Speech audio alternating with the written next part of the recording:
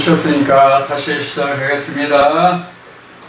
자, 이 시간은 요한복음 34절부터 보겠습니다. 가라사대 그를 어디에 두었느냐 가로되 주여 와서 보옵소서 하니 예수로 눈물을 흘리시더라. 이에 유대인들이 말하되 보라 그를 어떻게 사랑하는가 하며 그 중 어떤 이는 말하되 소경의 눈을 뜨게 한 이 사람이 그 사람은 죽지 않게 할 수 없더냐 하더라. 여기까지. 여기서 좀 이제 설명할 게 앞으로 가서 33절부터 보면 33절에 예수께서 그 우는 것과 또 함께 온 유대인이 우는 것을 보시고 심령에 통분이 여기시고 민망해 했다. 그 심령과 그 통분을 좀 설명드리겠습니다. 심령과 심령은 여기 기록한 바와 같이 그 헬라어에 심령이 피오니우마라고 되어 있습니다. 우리가 이제 교회당에서는 이제 찬송가나 그 심령의 뭐 심령이 어떻고 뭐 하는 얘기를 굉장히 많이 하잖아요. 그 심령이라고 하는 것은 피오니우마 그 영이 어떠하냐라는 것을 말하는 것이 바로 심령입니다. 우리는 그냥 아무 생각 없이 그냥 심령의 심령 이렇게 하는데 그 심령이 피우누마 영을 이야기합니다. 영을. 하나님 영이 피우누마죠. 그러니까 여기가 피우누마예요. 사실은 이거 죽고는 성경은 충분히 심령의 그 어떤 아픔을 느낄 필요가 없어요. 영적으로. 이건 세상 사람들이 느끼는 마음의 아픔, 고통이거든요. 영에 대한 것은 알지 못하니까 영에 대해서는 그 이야기할 필요가 없잖아요. 알지도 못하는데 이야기할 수도 없고, 마찬가지로 영에 있어서는 그 육신에 대해서 죽고 살고를 성경에 말하는 게 아니다라는 얘기예요. 그래서 성경에서 심령의 통분이 얘기했더니 그 영이 죽은 곳에서 아픔을 느꼈다는 얘기예요. 자, 그래서 우리가 그 마르다는 육신이라고 앞 시간에 얘기했잖아요. 그래서 육신이 죽는 것은 정한 이치란 말이에요. 창세기 3장 19절도 그렇고 히브리서도 그렇고 한번 죽는 것은 정한 이치예요. 근데 이것은 죽으면 안 되는 것이잖아요. 사실은 모든 인간에게 있어서 우리 영이 죽으면 안 된단 말이에요. 반드시 살아야 한다고요. 살아야 하는 이유가 뭐냐면 자신을 발견하는 상태가 그 사람이 온전한 사람이기 때문에 그래요. 자기가 무엇인지를 알고 살다가 죽어야 그 사람이 온전히 살았다고 또 살고 갔다고 말할 수가 있단 말이에요. 그래서 우리가 이 육신은 세상의 삶을 살았고 이 영은 하나님 나라의 삶을 위해서 있는 거라는 거예요. 그러니까 이승과 저승, 세상 말로 이승과 저승이 다 사는 거예요. 이것이 사실은 영생이거든요. 그런데 하나님은 이것은 땅으로, 이거 있는 사람은 하늘로 이렇게 성경에 정해져 있잖아요. 근데 이거 창세기 3장 19절하고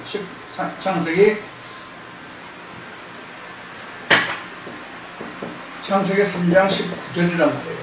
이것이 창세기 3장 19절이고 요 하늘로 가는 것은 성경 전체가 이것을 설명하고 있단 말이에요.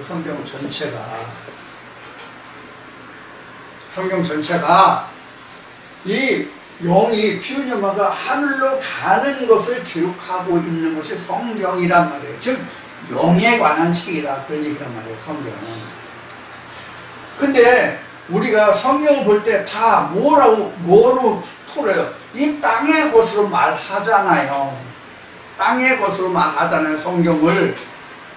성경 전체가 다 하늘에 관한 것인데 피우니우마에 관한 것인데 이것을 다만 땅의 것으로 인간의 언어로 설명했을 뿐인데 이것을 인간의 언어로 기록된 것을 그냥 하나님의 뜻을 모르니까 인간의 언어로 그냥 쓰고 있단 말이에요. 이것이 신학이에요.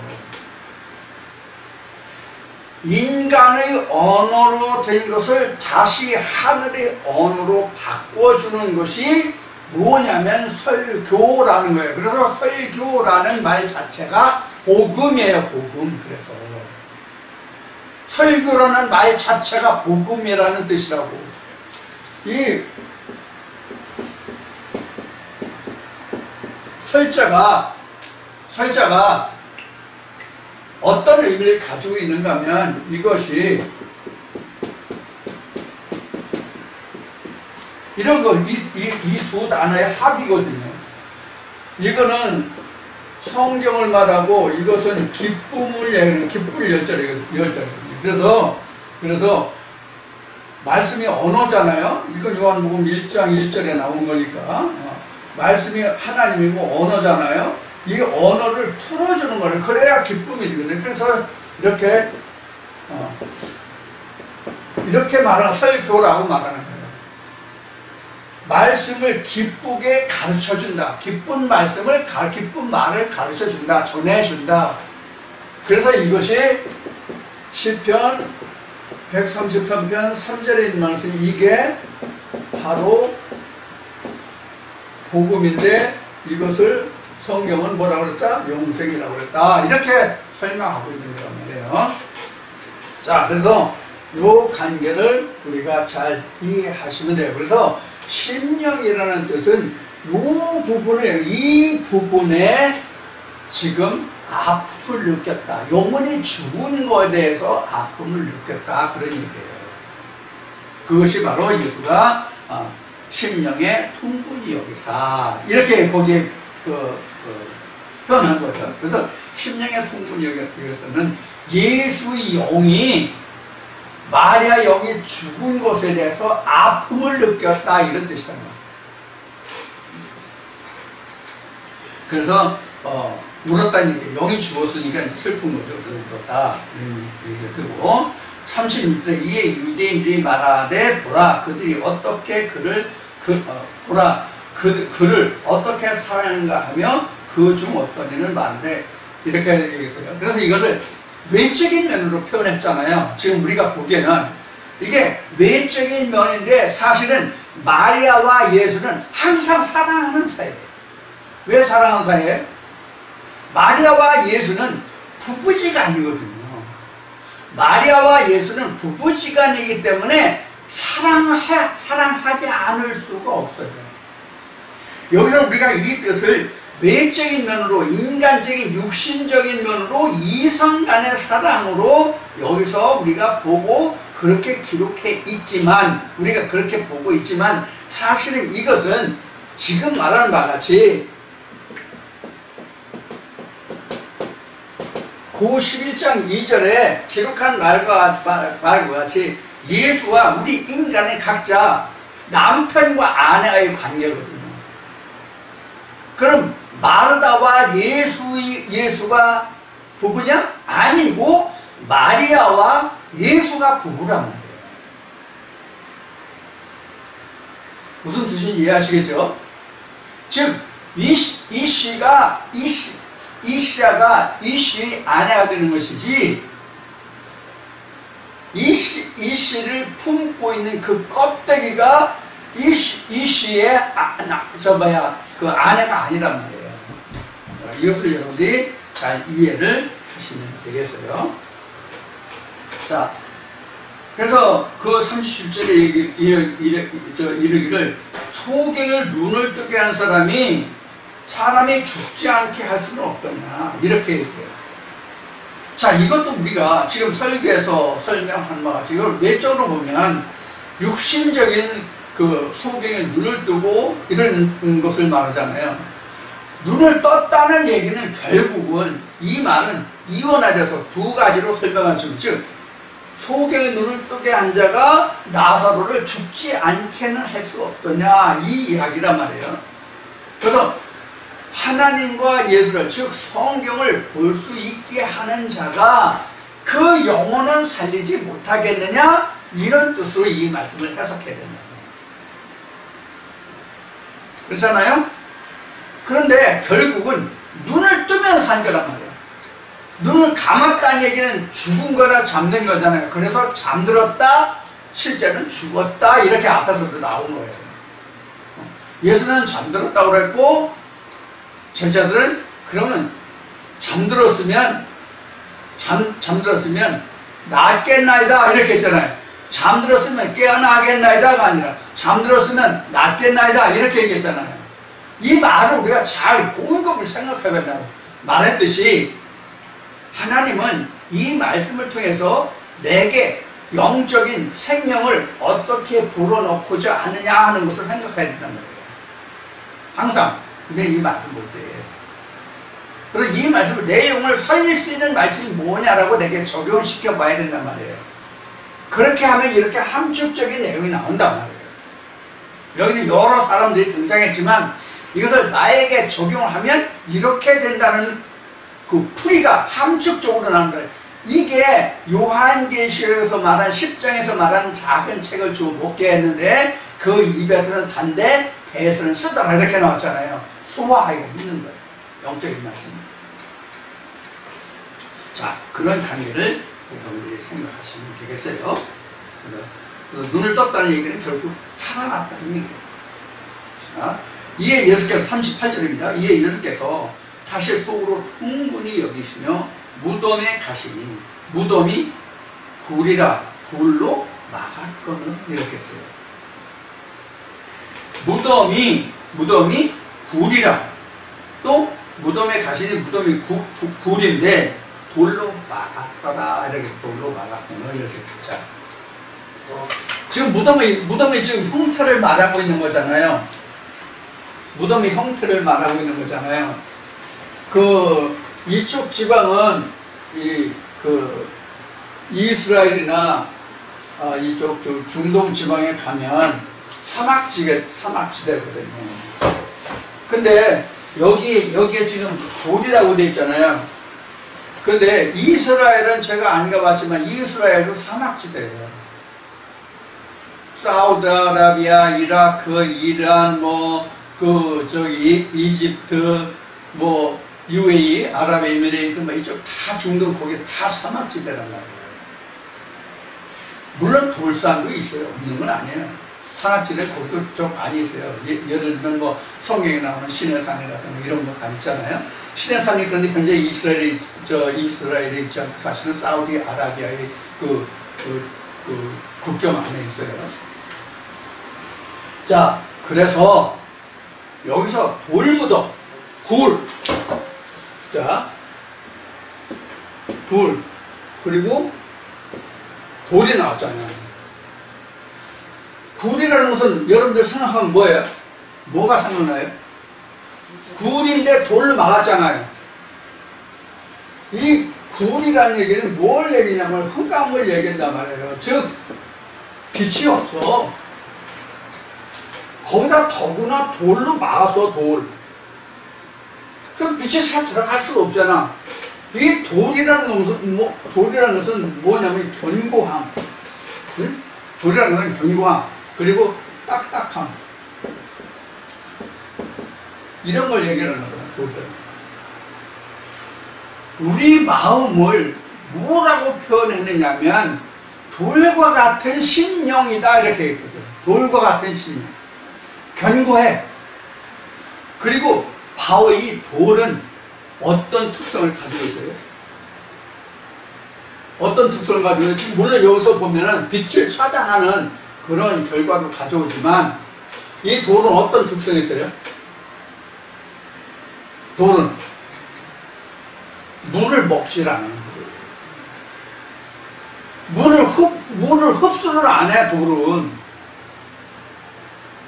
물 속에 있어도 표면만 물이 묻어있고, 젖어있고, 습기가 있지만, 물이 그 돌 속에 파고 들어가지를 못한다고. 물론 이제 돌의 종류에 따라 다르지만, 돌의 종류에 따라 틀려요. 그 사암, 모래 같은 것으로 된 이게 푸석푸석한 그런 돌은 물이 스며 들어가요. 그런데 일반적으로 견고한 돌은 여기서 얘기한 징으로 쪼아야 되거나 아니면 차감기 같은 거로 뚫어야 되거나 하는 그런 돌을 얘기하는 그런 물을 먹질 않아요. 물을 먹지 않는다는 얘기는 하나님 말씀이 그 마음속에 들어가지 않는다는 뜻이에요. 그러니까 불이에요. 빛이 안 들어가기 때문에. 지금 우리 마음을 얘기하는 거예요. 예수가 없는 우리 마음을 불이라 돌로 닫았다, 그런 뜻이에요.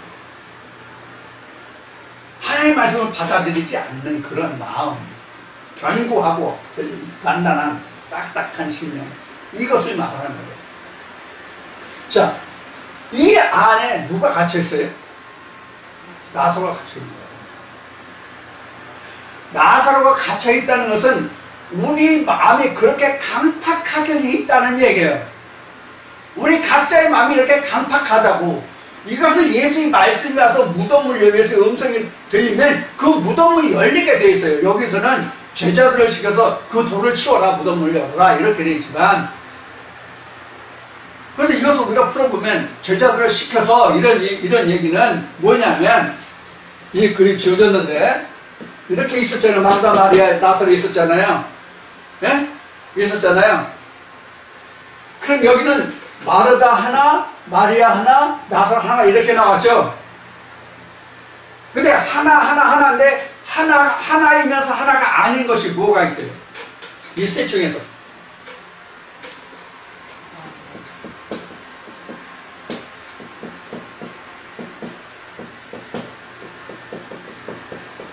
이렇게 있잖아요. 다 여기 하나씩 나왔잖아요. 그런데 하나이면서 하나가 아닌 것이 이 셋 중에 하나가 뭐가 있냐고. 첫째로, 오직 이 중에서 하나뿐일 수 없는 것은 요것만 하나예요. 여기는 무수히 많아요. 무슨 뜻인지 이해하시겠어요? 이 마리아가 사실은 하나이지만 이 속에 이게 이제 우리 마음이잖아요. 이 마음은 로마서 9장으로 가면 이게 그릇이에요. 그릇은 하나인데 이 그릇에 담긴 것은 무수히 많다고요. 이게 여기서 사람들을 시켜서, 예수가 제자들을 시켜서, 즉 말씀들이 그동안 예수가 있으면서 또 전에 있었던 그런 모든 말들이 다 그릇 안에 담겨 있잖아요. 마리아라는 그릇에 담겨 있잖아요. 소마라는 그릇에. 그럼 그 그릇에 담겨 있는 말씀들이 작용해서 이 돌문을 이게 여는 거란 말이에요. 지금 이 얘기란 말이에요. 응? 먼저 제자들을 시켜서 돌문을 치워라, 문을. 너는 마음 그 돌을 치워라, 무덤의 돌을. 그럼 뭐예요? 이게 뭘 뜻하는 걸까요? 네? 근심을 털어놓고 차차차, 의심되고 걱정되고 이걸까 저걸까 생각하는 그것들을 치워버리라는 뜻이란 말이에요. 근심을 열어두고 근심을 걷어치우고 차차차 이렇게 하라는 얘기란 말이에요. 그래야 이 제자들 뒤에 가는, 마리아가 가지고 있는 말씀 뒤에 가는 예수의 생명 말씀이 나사로에게 나사로야 나와라 하는 그 말을 들을 수가 있다고. 무슨 뜻인지 이해하겠어요?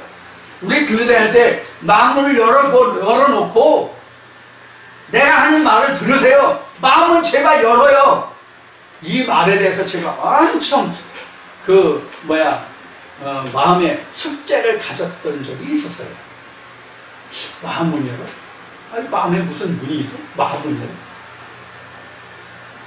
그래가지고 나중에 그게 알고 보니까 지금 얘기한 모든 마음의 근심 모두 다 걷어치우고 차차차 이거더라고. 그러니까 이걸까 저걸까 자로 재고 청량하고 비교 분석하고 이런 의심을 다 걷어들고 그냥 받아들이라는 얘기란 말이에요. 이게. 응? 마음은 열다 뜻이 그런 뜻이더라고. 나중에 알고. 그러니까 마음에 가득 닫혀져 있는 그 마음문을 내가 가지고 있던 말씀들을 총동원해서 이 문을 열어야만 내 마음속에 죽어있던 영이 예수의 음성을 들을 수가 있단 말이에요. 이것이 제자들을 먼저 시켜서 돌문을 열게 했다는 뜻이에요. 자, 그래서 무덤에 가시니 무덤이 굴이라 돌로 막았거늘 예수께서 가로되 돌을 옮겨놓으라 하시니 그 죽은 자의 눈이 마르다가 가로되 주여 죽은 지가 나흘이 되었으며 벌써 냄새가 나나이다. 그렇지? 맞죠? 4일이 되는 3일이 넘어서 4일이 됐다는 얘기는 완전히 죽었다는 얘기예요. 그 영혼이 완전히 죽었다. 완전히 죽었다라는 얘기는 다시 뒤집어서 말하면 이제 살 수 있는 찬스가 왔다는 뜻이에요. 창세기 2장에서 정령 죽으리라고 되어 있죠. 정령 내가 죽지 않으면, 즉 십자가에서 오빠가 나를 죽게 하지 않으면 새로운 것이 없다고. 새로운 것이 없는 게 아니라 새로운 것이 들어올 수가 없다. 자, 요 그릇이라고 나왔잖아요.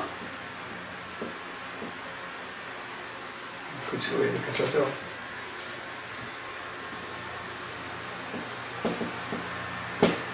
이 그릇이 가득 채웠으면 안 되잖아요. 그래서 이 그릇을 비우는 작업이란 말이에요. 돌을 치워라가 이 작업이라면 문을 열었다라고 얘기했지만 이게 그런 작업이라고. 그릇이 있는데 가득 찼어. 그럼 어떻게 더 뭐? 이걸 비워야 될 거 아니야. 어? 이 그릇이 이렇게 비워져 있을 거 아니야. 가득 차 있으면 어떻게 하냐고. 이게 돌을 치워라 이 뜻이라. 그래 새로운 것을 담을 수 있잖아요. 그래서 질그릇 속에 보화를 담았으니 미리 말씀과 같이 바로 그런 것을 여기서 이야기하는 거예요. 하고 있는 거예요. 돌을 옮겨라 하시니 그 죽은 자의 누이가 썩어서 벌써 죽어서 4일 되면 지금 냄새 난다고. 그러니까 4일 되면 우리나라에서도 겨울이든 여름이든 그 시신의 상태에 따라서 죽음의 상태에 따라서 다르지만 4일 되면 냄새가 나요. 특히 여름 같은 때는 지금은 장례 시장이라는 것이 있어서 다 냉동고에 이제 그 죽음을 보관하기 때문에 그 전혀 시신을 죽음을 마주할 수 있는 기회가 없잖아요. 근데 제가 어린 시절만 해도 시골에서 그 장례 시장이 없고 시골에서 각 집에서 장례를 치를 때는 그 죽음을 직접 보고 장례를 치렀고, 그 병풍이 있는 집은 병풍을 치지만 그렇지 않은 경우에는 시체를 우목에 놓고 사람들이 방 아래목에서 그 조문을 받았단 말이에요. 그래서 가족들이나 가까운 친구들이나 이런 사람들은 항상 그 시체 얼굴을, 죽음의 얼굴을 볼 수 있었던 그런 장례 문화가 있었단 말이에요. 자, 그때는 4일 되면 이제 완전히 괜찮았죠. 여름 같은 경우는 뭐 더하죠. 저 같은 경우는 경험을 안 한다면, 저희 아버님이, 한 3년여 동안 또 고생을 많이 하셨어요, 병석에서. 그래서 등에 그걸 뭐라고 그러지? 몸에 구멍이 나는 이런 걸 뭐라고 그러죠? 그걸? 욕창이라고, 욕창이 생겨가지고 굉장히 그 죽음이 험했어요. 그래서 그 겨울에, 한겨울에 돌아가셨는데도 불구하고 3일장을 하는데, 이제 겨울이니까 이제 음식도 해주고 그래야 되니까 불을 떼잖아요. 근데 정말로 사람의 썩는 냄새보다 지독한 냄새는 세상에 없어요. 저는 직접 경험했어요. 아버님 장례 때. 이미 돌아가시기 전에 이미 욕창 때문에 몸이 많이 상하셨기 때문에. 그래서 3일장을 치르는데 냄새가 나서 들어갈 수가 없었어요. 진짜. 그래서 굉장히 고생을 했던 적이 있는데, 그래서 향을 피우는 것 같아요. 그 향하고 죽음의 썩는 냄새하고 같이 아주 믹스를 해가지고요. 그 냄새 아주 역겨운 것을 뭐라고 형언할 수 없는 그런 적을 겪은 적이 있는데, 사이드는 이렇게 냄새가 나요. 그런데 여기서 냄새가 난다는 얘기는 완전히 죽었다 이 뜻이에요. 여기서 썩어서 냄새가 난다는 얘기는 사이다에서 썩어서 냄새가 난다는 얘기는 완전히 죽었다. 우리도 이렇게 완전히 죽은 상태에서 내가 부활을 입으면 참 좋아요. 그런데 이 마리아라는 속에는 나사로도 있고 즉 예수도 있고 나사로만 있는 거 아시잖아요. 여기에 바알도 있거든. 바알도 예수는 하나지만 바알은 무수히 많다고. 이해하시겠죠? 바알은 무수히 많다고. 이것이 실상이란 말이에요. 이것이 실상이라고. 여기서는 썩었다라고 되어 있지만, 썩어서 냄새가 나고 그러지만, 이것은 완전히 죽은 것이다라고 얘기했지만, 이 완전히 죽었다는 얘기가 이것이 완전히 죽었다는 뜻이거든요. 완전히 죽어서 사망 신고를 해야 되는데, 이게 안 된다고. 이게 안 되기 때문에, 아까 첫째 부활 나왔죠. 앞 시간에. 첫째 부활이 나오는데, 요것이 완전 사망 신고가 안 되기 때문에 뭘 두었냐면 둘째 사망이라는 것을 두었단 말이에요. 그래서 요런 관계로 인해서 둘째 사망이라는 걸 두었는데, 둘째 사망이라는 또 다른 의미는 뭐냐 하면, 첫째 부활이 뭐가 첫째 부활이라고 그랬죠? 예수의 부활이라고 했어요.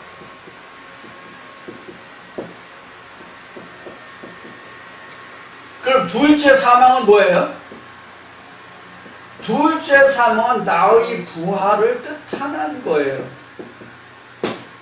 즉 둘째 사망을 이겨야만 내가 산다는 얘기거든요. 그럼 첫째 사망은 어떻게 됐어요? 첫 사망. 그럼 첫째 부활이 있으면 첫째 부활의 반대말은 첫째 사망이잖아요.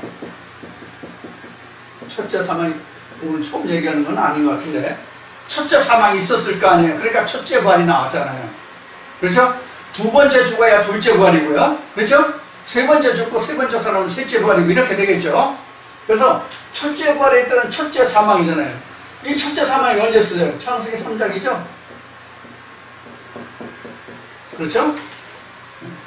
그럼 이때 누가 죽었어요? 이때는 예수가 죽은 거예요. 하나님이 죽은 거예요. 그래서 아담, 하와가 창세기 4장에서 누구를 낳아요?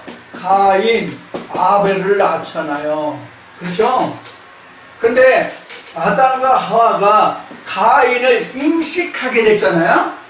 가인을 낳게 되잖아요. 가인의 뜻이 뭐예요? 가인이 왜 생겼어요? 하나님이 내게 더하여 주신 것이다. 응?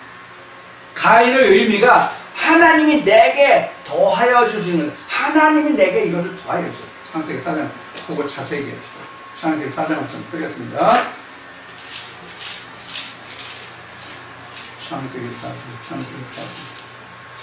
창세기 4장 1절부터 보겠습니다. 아담이 그 아내 하와와 동침함에 하와가 잉태하여 가인을 낳고 이르되 내가 여호와로 말미암아 등남하였다 하니라. 그렇죠? 가인의 아벨을 낳았는데 이렇게 되죠. 하나님을 인하여 등남하였다. 그러니까 하나님을 인하여 더하여졌다. 이렇게 볼 수 있는 거란 말이에요. 응? 그래서 가인을 이렇게 생각하면 안 될까? 가인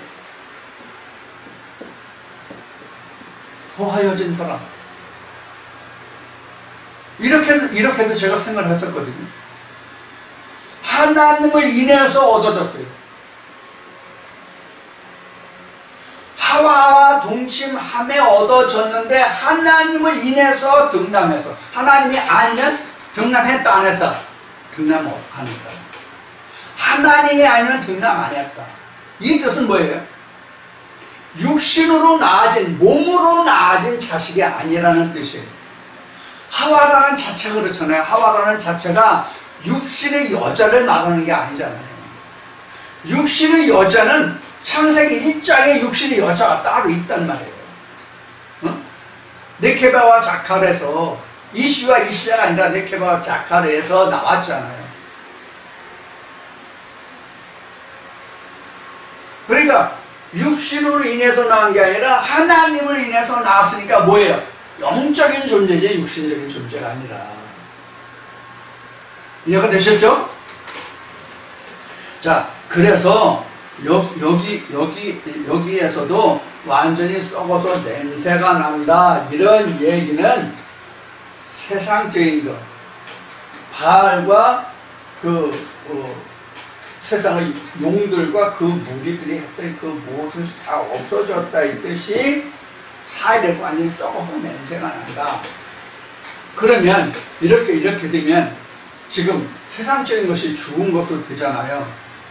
자, 여기서 썩어서 냄새가 난다는 뜻을 다른 의미로 얘기하면 지금 얘기한 요거란 말이에요. 로마서 9장 24절 그릇이 완전히 비워져서 예수가 없어.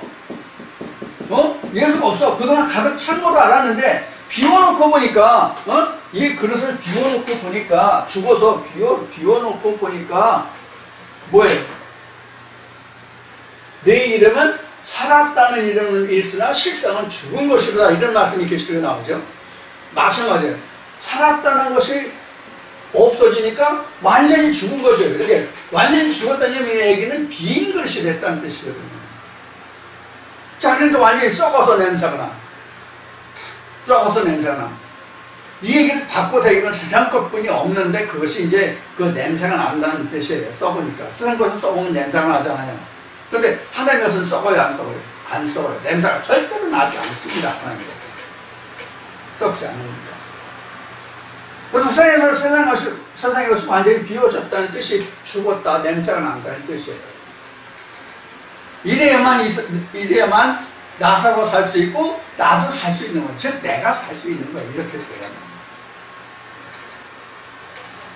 자, 그 다음에 40절 보겠습니다. 예수께서 가로되 내 말이 내가 믿으면 하나님의 영광을 보리라 하지 아니하였느냐 하시는데 돌을 옮겨 놓으니 내 말을 믿으면 이렇게. 좀 믿음에 대해서 지난주에도 말씀을 드렸는데 이 믿음 우리가 굉장히 오해가 많아요.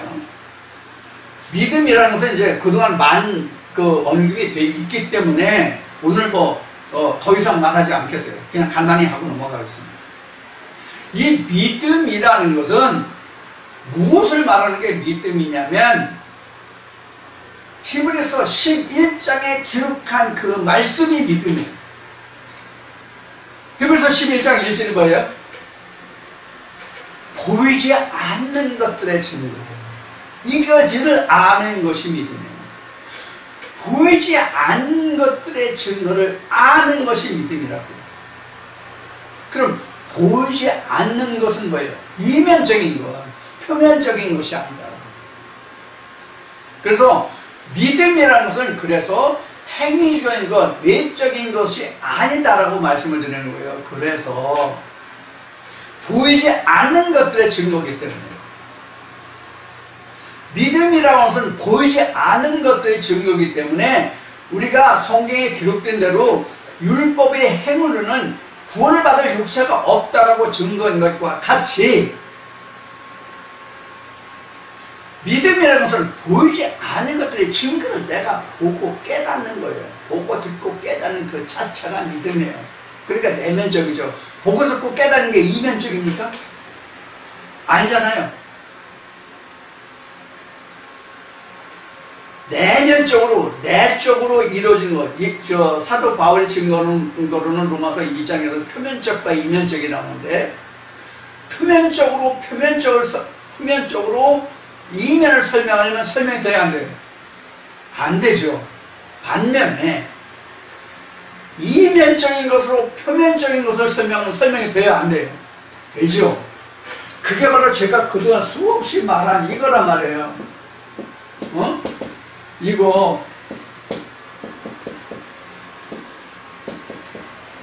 이거라고.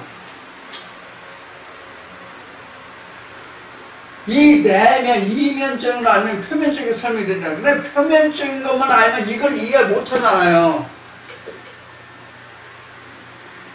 내면적인 것을 이해 못하면 이걸 이해 못하잖아요. 요것만 가지고는 내면적인 것을 모르잖아요. 마찬가지란 말이에요. 성경도. 그래서 표면적과 이면적을 사도 바울이 말하고 있는 거죠. 그래서 믿으면이라는 것은 보이지 않는 실상을 깨달으면 이렇게 생각하시면 돼요. 성경에서 말하고 있는 하나님이 말씀하시는 내면적인 것을 내가 깨달으면 이것이 내가 믿으면 이런 뜻이에요. 결국은. 그래서 믿음이라는 것은 지식이다. 그래서 지난주에 설명에 이런 것이 있었죠.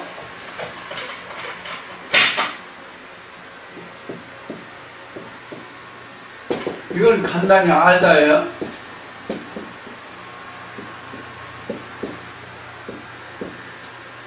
이건 뭐라고 했어요? 지식이라고 그랬죠? 그렇죠? 이거란 말이에요, 이게 깨달음이라고. 이게 믿음이 된다고. 그래서 믿음이라는 것은 그래서 뭐라고 그랬어요? 깨달음이다. 믿음이라는 것은 깨달음이다. 그런 얘기예요.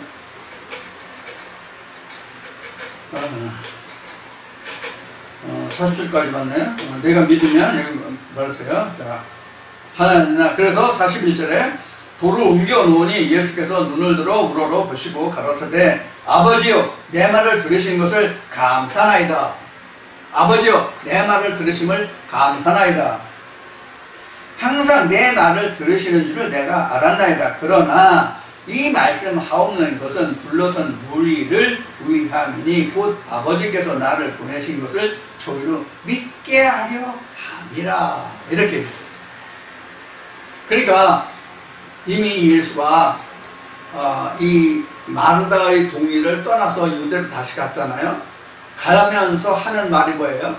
하나님의 영광을 드러내고 너희를 믿게 하려면 그런 그 이야기를 이미 했잖아요. 그것을 지금 다시 설명하고 있는 거예요. 그래서 항상 아버지는 내 말을 들으시는 줄을 아나이다. 이렇게 됐어요. 여기에 트릭이 하나 있는데 뭐가 트릭이냐면 아버지예요. 예수와 아버지예요. 예수의 아버지는 뭐예요? 예수의 아버지는 뭐예요? 예수는 뭐고 예수의 아버지는 뭐예요? 예수의 아버지는 로고스예요. 예수의 아버지는 로고스라고. 그럼 로고스의 아들은 뭐예요? 레마죠. 이게 요한복음 6장 이미 공부했지만 요한복음 6장 63절이에요. 요한복음 6장 63절에 기록된 말은 요한복음 1장 1절로부터 한 17, 18절까지 그 말씀을 요약한 것을 풀어준 것이, 요약한 것이 요한복음 6장 63절이에요. 무슨 뜻이 여러분들 좀 다시 이해가 안 되시면 다시 요한복음 1장 1절부터 18절까지 말씀을 다시 보시길 바라고요. 자, 그래서 여기서 아버지께서 내 말을 들으시는 줄을 안다는 뜻은 이것을 마르다, 마리아, 나사로에게 적용하면 이 세 사람이, 즉 각자 내가 예수의 한 말에 대해서 들을 줄 안다는 뜻과 같아요. 다시 말하면 성령이 교회들에게 하시는 말씀을 듣고 보고 듣고 깨달으면 아버지가 하시는 일을 예수가 한 말에 대해서 들어주신 거예요. 그러니까 아버지가 항상 내 말에 들어주심을 감사하나이다 이런 얘기잖아요. 그러니까 듣는 사람이 그 말씀을 듣고 깨달음을 감사하나이다 이 뜻과 같아요. 풀으면, 쉽게 말하면. 그래 아버지가 즉 내가 너에게 한 말을 통해서 성경을 이해하면 아버지가 들으신 거잖아요. 그렇잖아요? 그런 의미가 여기 들어있는 거예요. 자, 그게 이제 지금 41절 말씀이에요. 자, 그 다음에 42절에 항상 내 말을 들으시는 줄을 내가 알았나이다. 그러나 이 말씀을 하는 것은 둘러싼 우리를 위함이니 곧 아버지께서 나를 보내신 것을 저희로 믿게 함이니이다.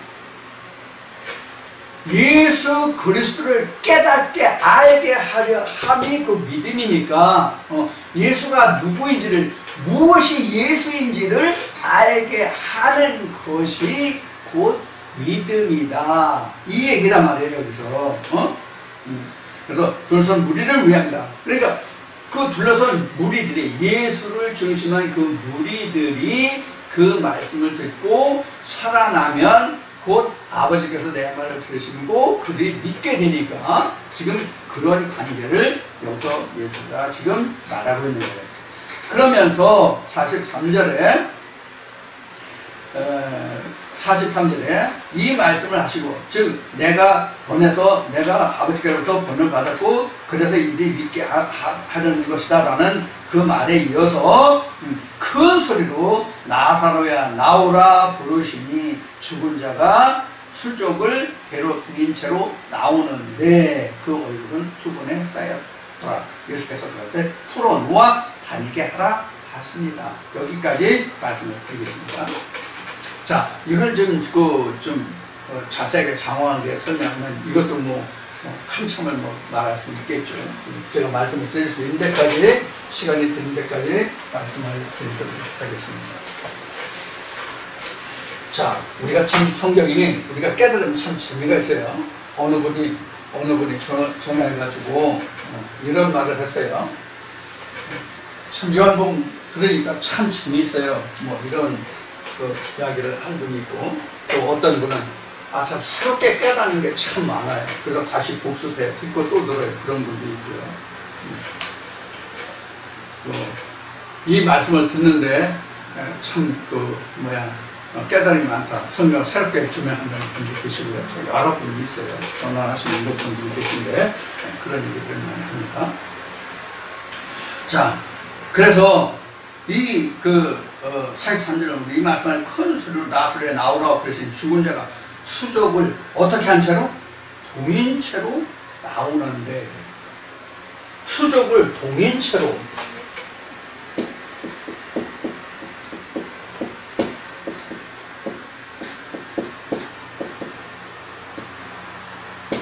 수족을 동인채로라는 얘기는 무슨 얘기예요? 묶여 있다는 뜻이요. 그렇죠? 묶여 있다는 뜻이라고. 수족을 동인채로는, 그럼 우리가 여러분들도 장례 치를 때 염한다라고 얘기하죠. 그러니까 이게 염한 상태란 말이에요. 염한 상태.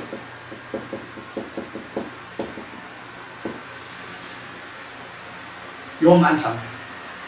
수족을 동인채로라는 것은 이 사람이 어떻게 돼요?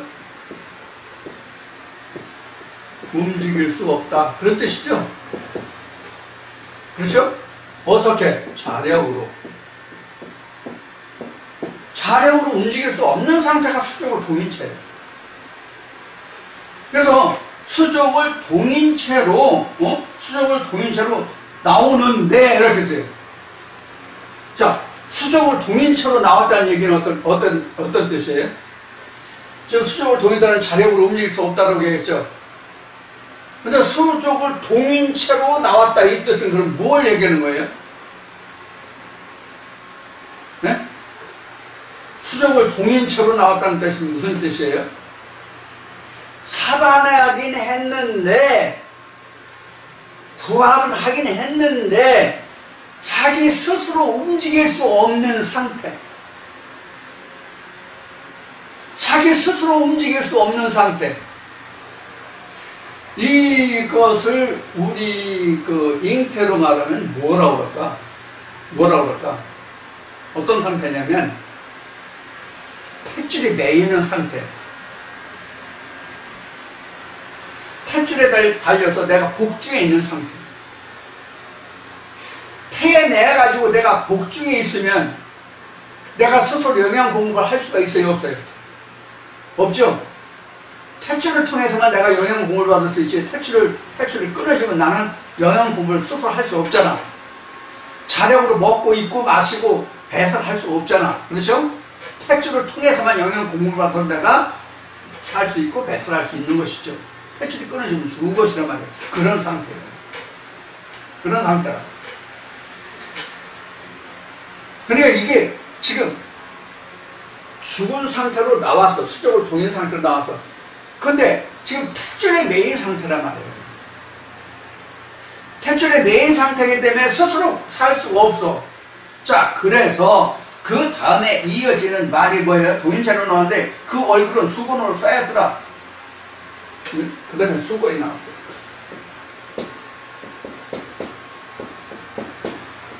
수건이 가장 먼저 등장하는 게 모세가 두 번째 돌판을 가지고 내려올 때에 그 얼굴이 광채가 났어요. 그래서 이스라엘 백성들에게 모세가 하나님의 말씀을 전하라고 설교하라고 이스라엘 백성들 앞에 나가면 이스라엘 백성들이 모세의 입에서 나오는 하나님의 말씀을 주목하는 것이 아니라 썩어질 모세의 육체를 주목했기 때문에 모세가 이스라엘 백성들 앞에 나갈 때는 수건을 쓰고 나갔고 하나님 앞에 갈 때는 수건을 벗었잖아요. 이걸 얘기를 해요. 그래서 사도 바울은 고린도 교회에 편지할 때 사람들이 아직까지도 율법을 볼 때 그 얼굴에 수건이 가려져서 보지 못하나 이 수건은 그리스도 앞에 가면 벗겨지리라 이렇게 말하죠. 바울이 바로 그걸 여러분들이 생각하시기 바랍니다. 수건으로 쌓여져 있다는 얘기는 아직 스스로 보지 못한다는 뜻이에요. 이 상태가 같죠. 동인체로 나왔으니까. 염에서 눈도 가리고 수족도 묶어놓고 다 했잖아요. 그 눈이 가려있는데 어떻게 보냐고. 살았다고는 하지만. 자, 그래서 수건으로 쌓여있어요. 아직 수건으로 쌓여있다는 얘기는 염한 상태 그대로, 우리가 시체를 보면, 죽음을 보면 염한 상태 그대로인데 아직도 율법이 그냥 쌓인 채로 돼 있는 거예요. 자, 그래서 예수가 그 다음에 한 말이 뭐예요? 풀어놓아 다니게 하라. 수건에 쌓였는데 예수께서 그럴 때 풀어놓아 다니게 하라. 풀다. 뭘 풀어요? 뭘 풀어요? 염한 상태. 염한 상태. 즉 수족도 묶고 눈 얼굴도 싸서 보지도 못하고 걷지도 못하고 만지지도 못하고 냄새도 못 맡고 그렇잖아요. 이것을 다 풀어주라는 얘기란 말이에요. 이게 뭐예요? 해방이지 사실은 이게. 해방인데 이게 여기가 바로 뭐냐면 거듭남이에요. 이게 나사로의 삶이에요. 나사로의 부활이에요. 그런 나사로의 부활이지 이것이 무엇의 부활은 아니에요?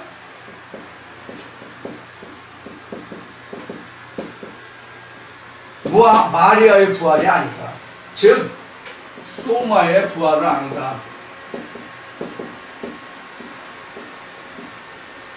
이런 뜻이란 말이에요.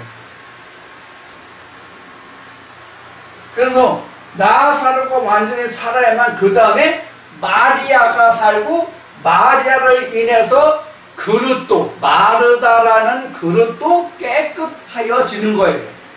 이것이 복음서에서 공관복음이라는 마테마가 누가에서 말하는 그릇이 사도 바울이 지은 거였나?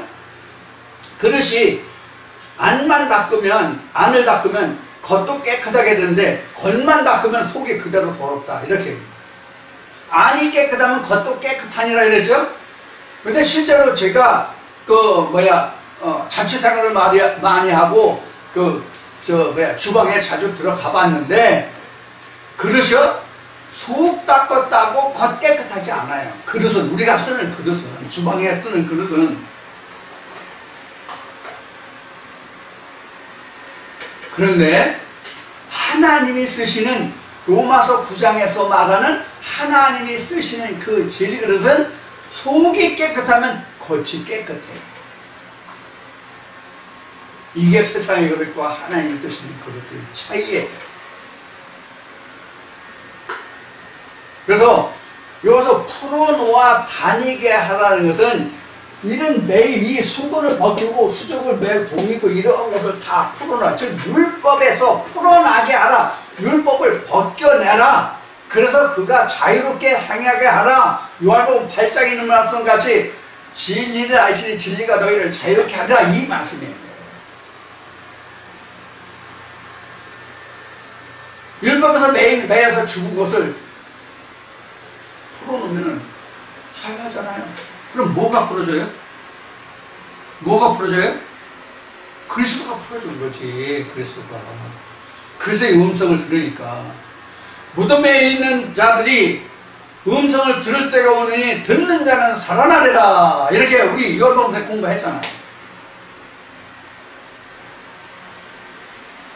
그러면 나사로가 어떻게 해서 예수의 음성을 들을 수 있느냐 하는 것에 대해서 그 과정을 지금 설명하고 있는 거예요. 지금 요한복음 11장에서.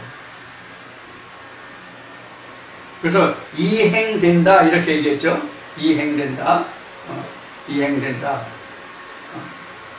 그래서 그 이행되는 그 과정이 마르다, 마리아, 나사로 이렇게 합니다.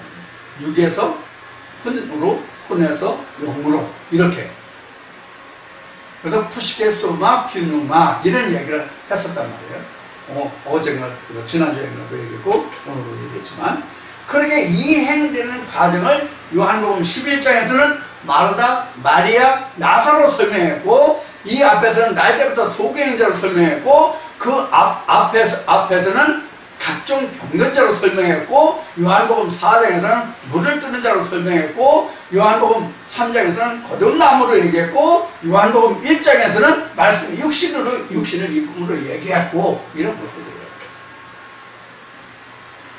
다 같은 맥락이라니까요.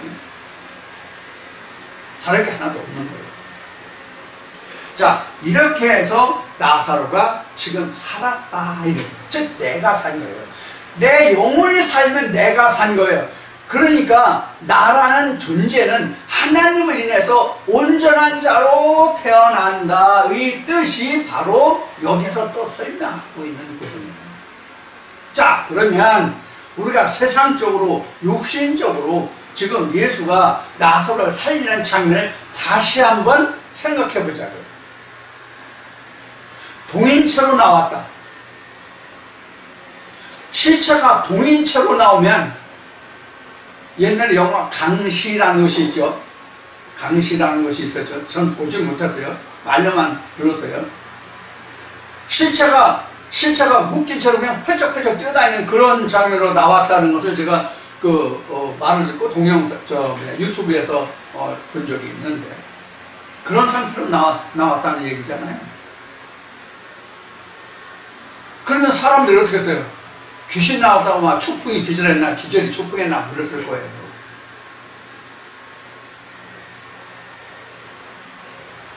우리 전설 따라 삼천리 같은 것을 보면은 앞에 얘기했듯이 옛날에는 병풍을 쳐놓고 장례를 치르고 그랬거든요. 장례문화가. 그러면 그 장례문화를 치른 것이 3일장이다, 5일장이다, 또는 7일장이다 한 것이 바로 어떤 뜻이냐면 성경으로 어떤 거냐면 3일이라는 데 부활이라는 데 있는 거예요. 실제로 우리가 전설 따라 삼천리 같은 것을 들어보면은 죽었다가 잠시 깨어나서 좀 더 살다가 세상을 떠난 사람들도 없지 않아 있거든요. 그런 얘기 저 시골 살 때 심심찮게 들었고 실제로 제 이웃 마을에서 죽었는데 며칠 있다가 이틀인가 하루인가 얼마 지났다가 다시 살아나가지고 거의 한 달여 동안을 더 살다가 죽은 예가 있어요. 실제로 제가 국민핵교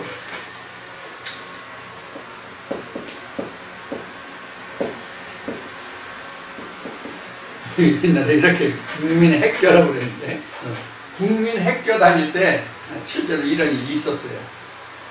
제가 신대리에 살았는데 그 마사리에 사는 그 노인이 박신혜진 노인이 죽었다가 살아났다고 한번 난리 난 적이 있었어요.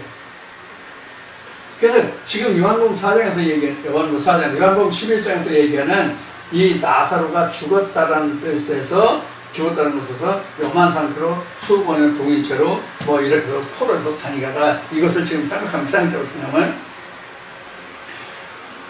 동인체로 나왔다는 것은 여기서는 그 자력으로 움직일 수 없는 것이 죽은 것이라고 얘기했는데, 묶이고 수족이고 그 동인체인데, 자력으로 나올 수 없었으니까 누가 이렇게 메고 나왔을 거 아니야, 들고 나왔을 거 아니에요. 근데 여기 그런 설명이 없죠. 네? 그런 정황 설명이 없잖아. 이거는 뭐 줄잖아. 그럼 뭘 얘기하는 거냐 하는 거예요. 그래서 강시처럼 깡충깡충 뛰어서 나왔냐 하는 거예요. 그러면 왜 무덤에서 나올 때 미리 풀어져서 스스로 나왔다라고 그렇게 여기는 기록하고 있지 않을까?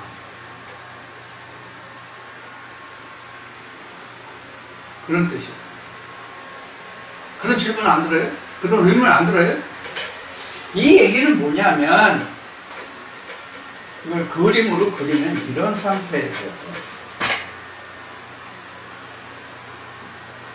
이렇게 됐잖아요? 이게 뭐예요? 무덤이잖아요. 근데 여기에 지금 돌문이 있는 거야. 어?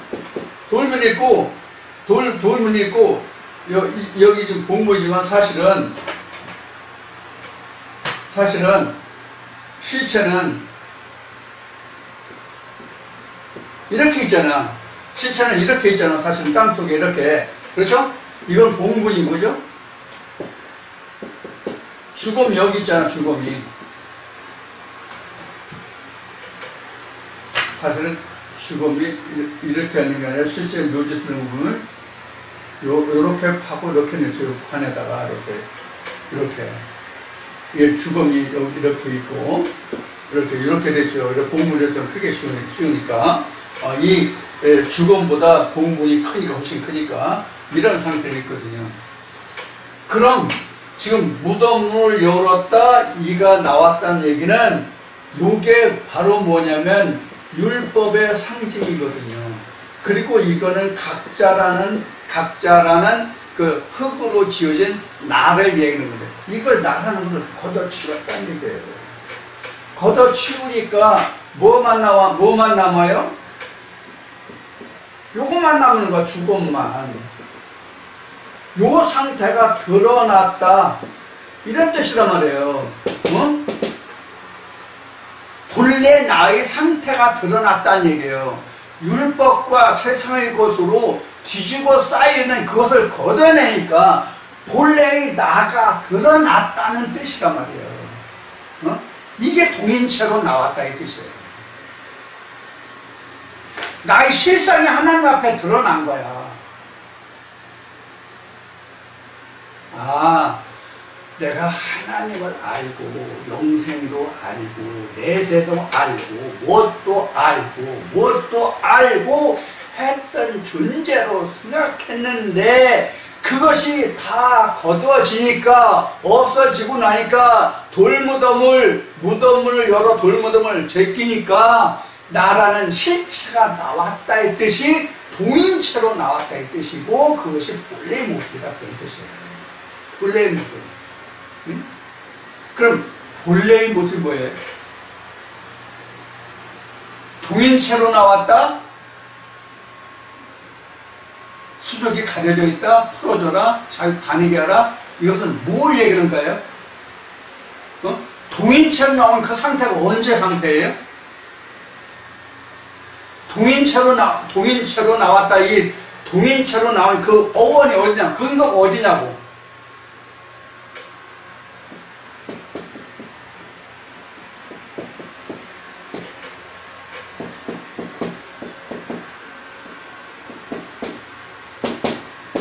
죽었다잖아요. 죽은 채로 애들은 밖으로 내가 쫓겼잖아요.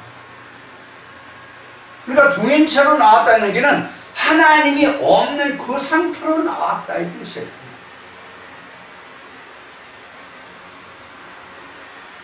아무것도 없는 상태. 공수로 나왔다니, 공수로. 좀 고급 용어로 얘기해서 내가 이 세상에 태어날 때 어떤 가수가 부른 노래 제목 타타타처럼 알고랄만 나오고 알몸으로 나왔다 이 뜻이에요. 내가 아무것도 없는 상태는 하나님이 없는 그런 상태. 즉 빈 공간, 그래서 앞에 빈 그릇이라고 얘기한 거예요. 이런 상태예요. 이런 상태에 이제 하나씩 이제 그리스도 앞에 나와죠. 그리스도 음성이 들어왔으니까 그리스도의 음성으로 인해서 하나씩 풀어주고 그 말씀을 한 말씀씩 먹으면서 내가 스스로 돌아다닐 수 있게 되는 거예요. 이것이 그 9장에서 날 때부터 소경인 자와 같은 뜻이고 11장에서는 지금 마르다, 마리아, 나사로에 대해서 설명하고 있는 쭉 설명이 올라왔죠. 요한복음 1장까지 올라간 것 같이 그런 상태, 다른 방법으로 설명을 하고 있을 뿐이죠.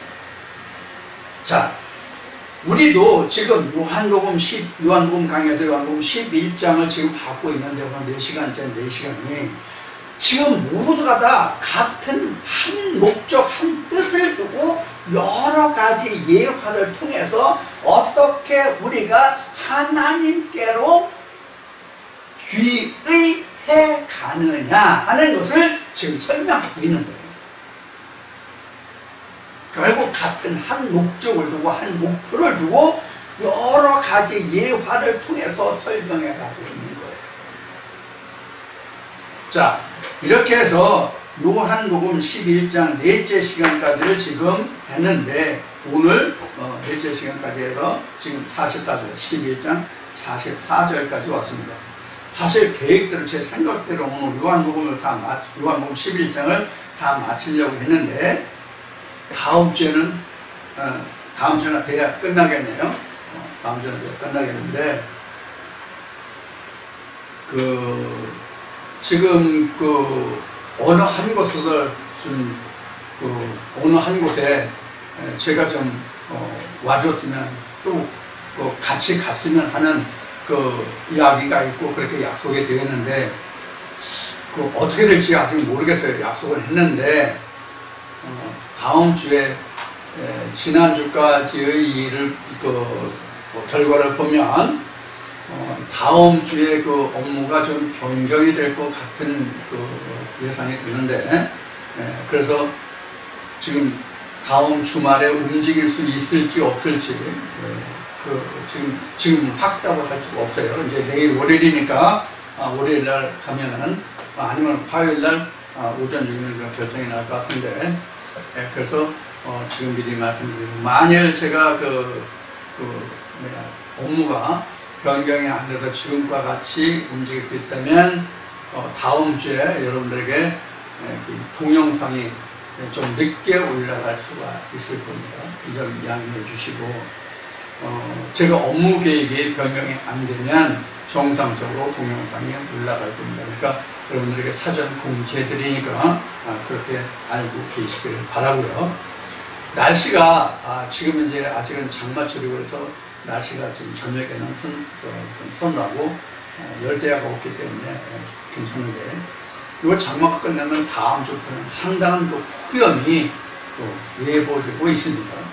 폭염에 여러분들 건강 유의하시고 또 지금 변이 코로나도 지금 상당히 지금 증가 추세에 있습니다. 그래서 여러모로 여러분들이 건강에 유의하시고 다음 주에 건강 모드로 다시 뵙기를 원합니다. 그리고 오늘도 이 말씀을 들으시고 나가시기 전에 추천과 구독을 안 하시고 보시는 분은 구독을 꼭 버튼을 눌러주시길 바라고 다음 주에 다시 뵙겠습니다. 감사합니다.